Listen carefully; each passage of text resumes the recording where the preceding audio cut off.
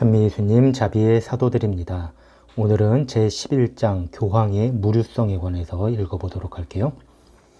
교황의 무류성이란 위탁받은 신앙교리를 완전히 보존하고 그를 바르게 해석한다는 뜻입니다.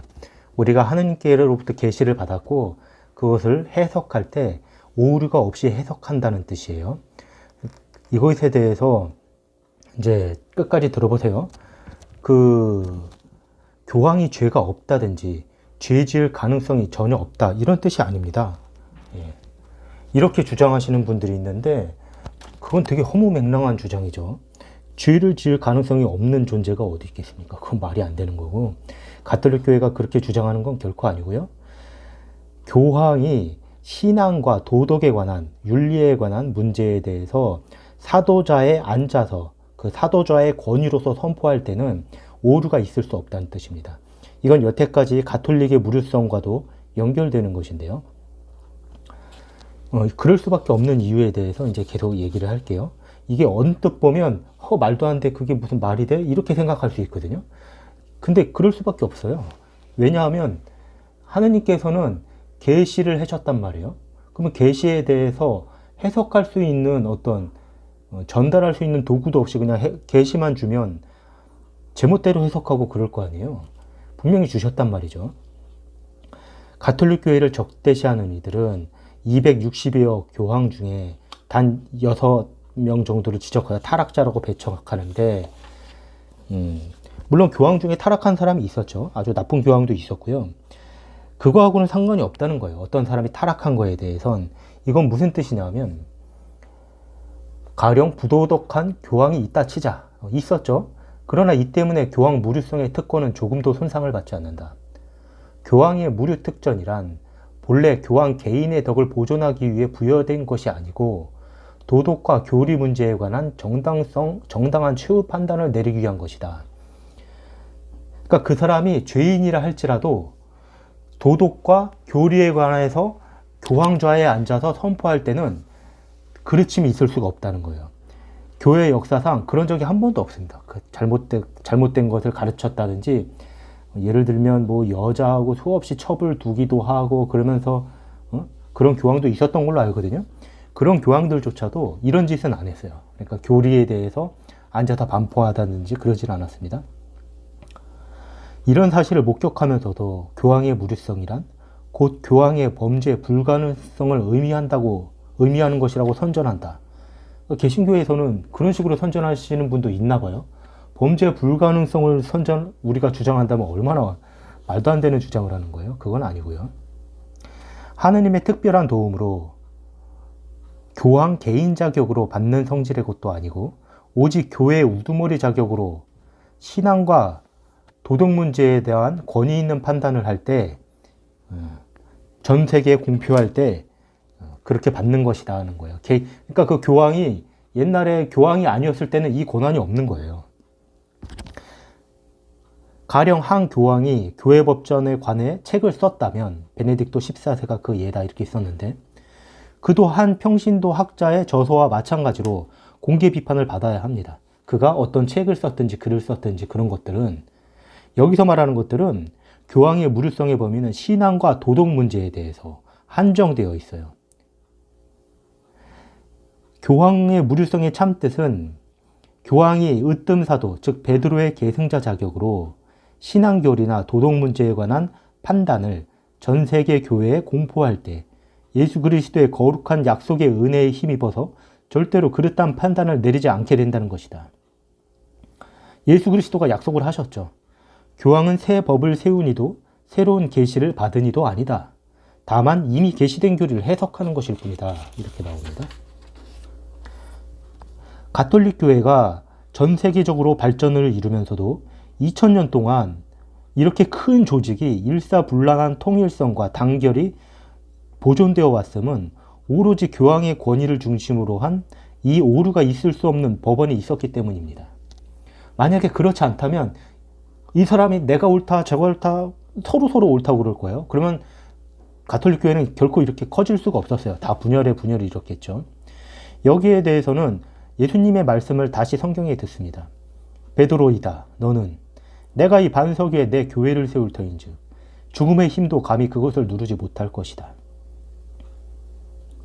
이건 무슨 말이냐? 내가 이 교회를 극히 견실한 진리의 반석 위에 세워 죽음의 힘, 즉 허위와 죽음의 광풍이 불더라도 흔들리지 않겠다. 그런 뜻인 것이죠. 또 나는 너에게 하늘나라의 열쇠를 주겠다. 이게 무슨 뜻이냐? 하늘나라의 열쇠. 굉장한 거거든요. 네가 매면 하늘에서도 매여 있을 것이며, 그러니까 땅에서 매면 하늘에서도 매여 있을 거라는 거예요. 이것에 대해서 예수님께서 그릇된 판단을 허락하실 리가 없습니다. 그릇된 판단은 할 수 있죠. 그러나 그릇된 판단을 선포하는 건 허락할 수가 없어요. 교회 역사상 그런 적이 한 번이라도 있다면 교황의 무류성의 이 교리는 깨진 것이 되고 가톨릭 교회는 참된 교회가 아닌 것이 되는 것이죠. 우리의 주장은 다 허무맹랑한 것이 된 것이죠. 예수님이 그런 적이 없습니다. 한 번도. 예수님이 그러셨어요. 시몬아 시몬아 들어라. 사탄이 이제는 키로 밀을 까부르듯이 너희를 제멋대로 다루게 되었다. 그러나 나는 네가 믿음을 잃지 않도록 기도하였다. 그러니 네가 나에게 다시 돌아오거든 형제들에게 힘이 되어다오. 예수님께서 베드로 한 사람을 위해서만 기도한 것은 매우 특별한 일입니다. 그죠? 그리고 예수님의 기도는 언제나 틀림없이 허락된다는 것은 확실한 일이죠.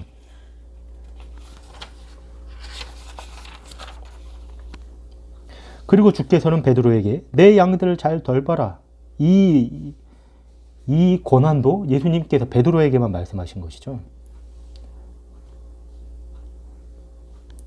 1869년 콘스탄티노플에서 이렇게 얘기했습니다. 공의회에서 원래 구원은 진정한 신앙 기준의 견지에 의지한다.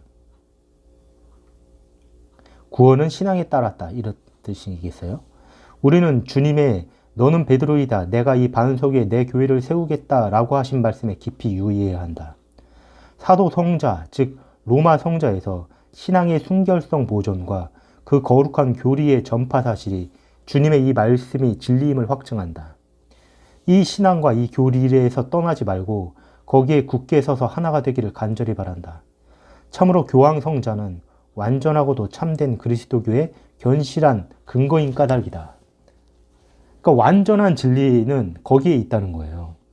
흔들리지 않고 그르침이 없고 순결한 진리는 즉 가톨릭 교회, 교황 베드로의 후계자인 교황과 연대를 가지고 있는 교회에 있는 겁니다.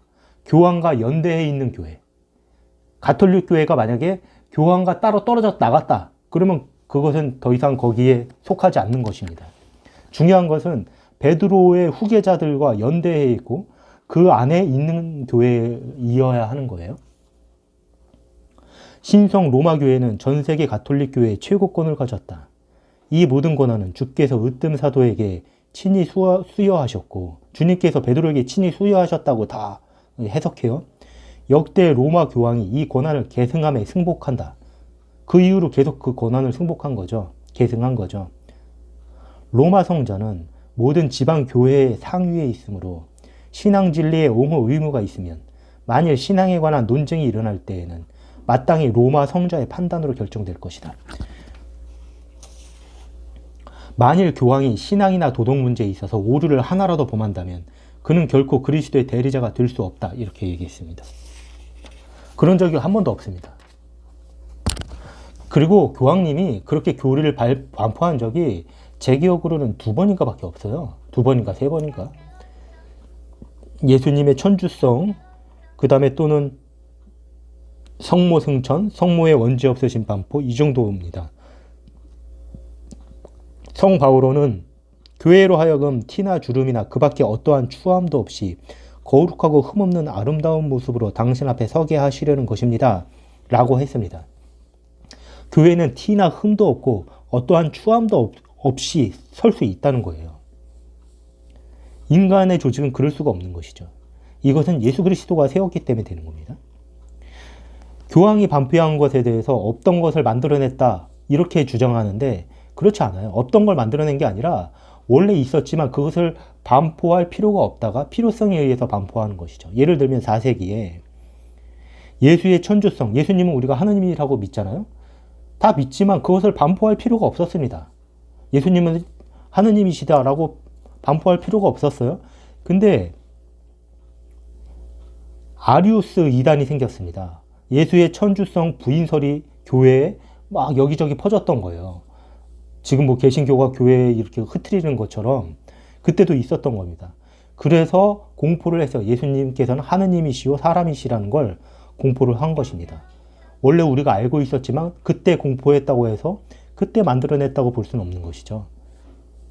몇 가지 예를 더 들기로 한다. 3세기 교황 스테파노가 카르타고의 성 치프리아노와 아프리카 여러 주교의 세례 문제에 관한 결의를 파기하였고, 5세기에는 교황 인노첸시오 1세가 펠라지안의 사설을 단죄하였다. 이에 대하여 성 아우구스티노는, 개신교가 존경하는 아우구스티노가 또 나왔네요. 이 두 공의의 결의가 교황청에 상신되어 이에 대한 교황청의 교시로 말미암아 이 문제는 모두 해결되었다.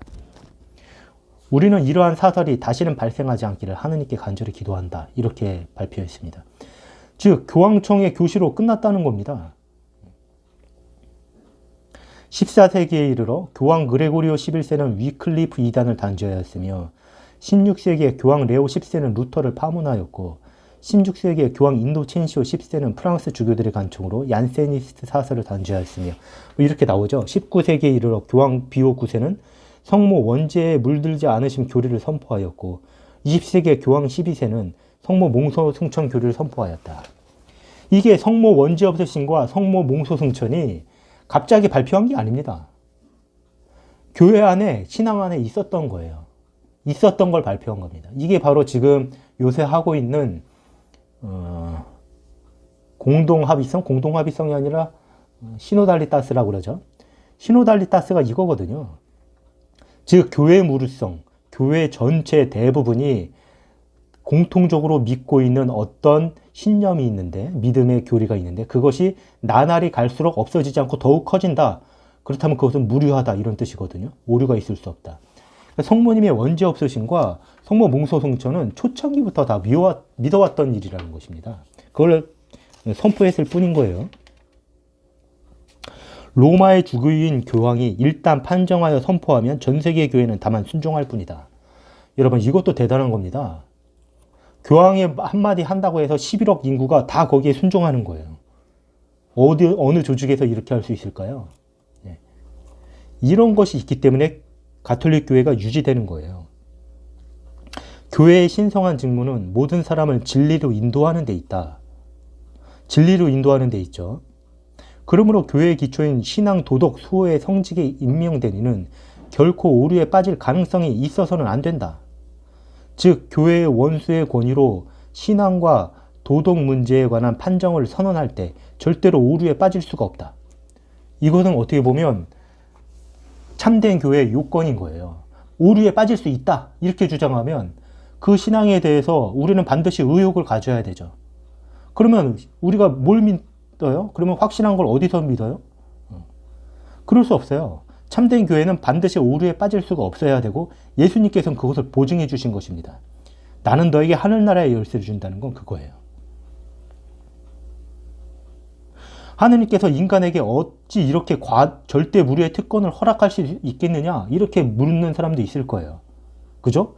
어떻게 인간에게 이런 권한을 주느냐 라고 물을 수 있겠지만 따지고 보면 하느님께서는 그러면 어떻게 사람을 하느님의 아들과 결합시키고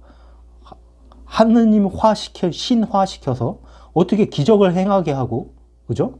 천사의 언어를 얘기하게 하고, 사도들은 죽었던 사람도 일으키셨고, 그랬는데 그것은 뭐 큰 은혜 아닙니까? 이거는 충분히 필요한 것이죠. 교황은 죽었던 사람을 살리거나 기적을 베푸는 은총은 없지만 이 은총은 교회를 위해서 필요한 것이랍니다. 계시된 구원의 진리에 대한 수호를 위해서라도 이 무료의 은총이 필요한 거예요. 근데 예를 들면 개신교도 반박해 보자면 어느 목사님이 나는 무료한 성서를 가졌기 때문에 나는 이 성서로 충분하다 이렇게 얘기한다면 말이 안 되는 거죠. 성서는 무료하지만 그러면 자기가 그걸 보면서 무료하게 오류 없이 해석한다는 뜻입니까? 둘 중에 하나 묻고 싶어요. 당신은 오류 있게 해석합니까? 오류 없게 해석합니까? 만약에 오류 없게 해석합니다 라고 해석한다면 당신 자신이 무료한 교황이라고 주장하고 있는 거예요. 그러면 만인이 다 교황이에요. 만인이 다 무료하게 해석하고 있어요. 근데 왜 다 틀려요? 그러므로 그 주장은 틀리다는 걸 알 수 있죠. 무료한 해석을 할 수 없어요, 자기는. 그러면 자기는 오류 있게 해석합니다라는 뜻인데, 오류 없게 해석할 수 없습니다라는 뜻인데, 그렇게 하면 어떻게 자기가 진리를 따르겠어요? 진리가 뭔 줄 알고. 자기가 주장하는 게 맞을지 틀릴지 모르는데. 그렇죠? 그렇기 때문에 하느님께서는 무료한 진리를 계시하시면서 거기에 대해서 무료하게 해석할 수 있는 권한도 반드시 주셨어야 하고 그 권한을 주신 것입니다. 예수 그리스도께서는 베드로에게 하늘나라의 열쇠를 맡겼어요. 나는 네가 믿음을 잃지 않도록 기도했다고 그랬고 이 반석 위에 내 교회를 세우겠다고 그랬고 세상 끝날까지 너희와 함께 있겠다고 하셨던 것입니다. 곧 이것을 믿지 않는 것은 이 제도를 세우신 하느님의 뜻을 모독하는 행위가 되는 것이죠. 하느님께서는 진리를 사람에게 계시하시면서 그 참뜻을 틀림없이 가르쳐 주실 아무 방법도 마련하지 않으셨다고 주장하면 이건 정말 하느님을 바보로 만드는 거죠. 하느님께서 무료한 진리를 계시하시면서 이 사람은 이렇게 해석하고 저 사람은 저렇게 해석할 건데 참되게 해석할 수 있는 방법도 마련해 주지 않으셨다면 대책이 없는 거죠. 하느님이. 그럴 수 없는 것입니다. 하느님은 반드시 그 무료한 해설의 권한을 주실 수밖에 없는 것이고 그것은 바로 베드로인 것이고 우리는 이 베드로의 후계자와 연결된 교회인 것입니다. 그러므로 누구든지 베드로 후계자와 친교를 나누면서 그 권위에 승복하고 그 교리를 믿는다면 바로 예수 그리스도가 세우신 그 말씀에 승복하는 것이 되고 하느님의 교회에 들어오는 것이 되는 것이죠. 교황의 무릎권이란 이런 것입니다.